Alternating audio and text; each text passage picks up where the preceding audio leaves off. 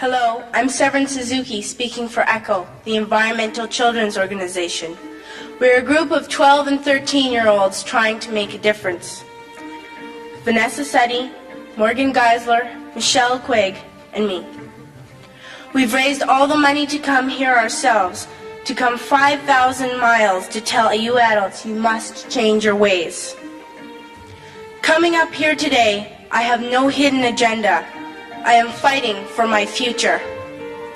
Losing my future is not like losing an election or a few points on the stock market. I am here to speak for all generations to come. I am here to speak on behalf of the starving children around the world whose cries go unheard. I am here to speak for the countless animals dying across this planet because they have nowhere left to go. I am afraid to go out in the sun now because of the holes in our ozone. I am afraid to breathe the air because I don't know what chemicals are in it. I used to go fishing in Vancouver, my home, with my dad, until just a few years ago we found the fish full of cancers. And now we hear of animals and plants going extinct, every day vanishing forever. In my life, I have dreamt of seeing the great herds of wild animals, jungles and rainforests full of birds and butterflies. But now I wonder if they will even exist for my children to see.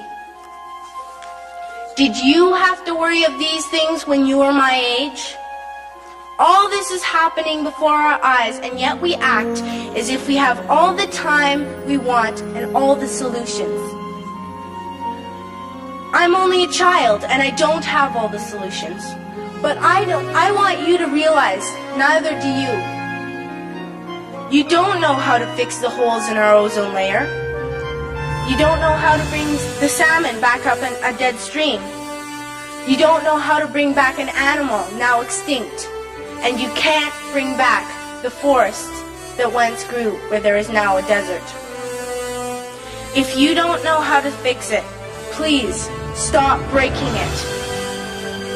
Here, you may be delegates of your government, business people, organizers, reporters, or politicians, but really, your mothers and fathers, sisters and brothers, aunts and uncles, and all of you are someone's child.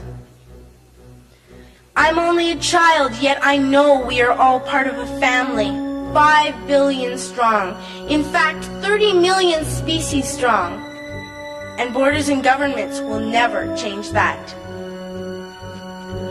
I'm only a child, yet I know we are all in this together and should act as one single world towards one single goal.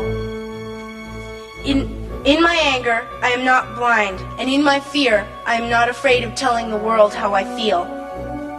In my country, we make so much waste. We buy and throw away, buy and throw away, buy and throw away, and yet northern countries will not share with the needy. Even when we have more than enough, we are afraid to share.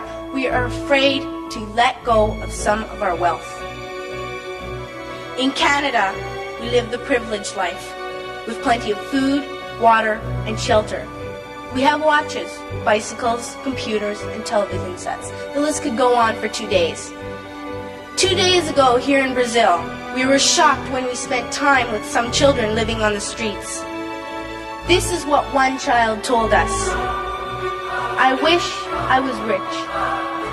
And if I were, I would give all the street children food, clothes, medicines, shelter, and love and affection.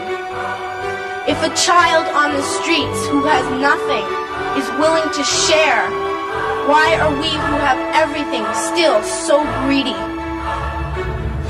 I can't stop thinking that these are children my own age, that it makes a tremendous difference where you are born. That I could be one of those children living in the favelas of Rio. I could be a child starving in Somalia, or a victim of war in the Middle East, or a beggar in India.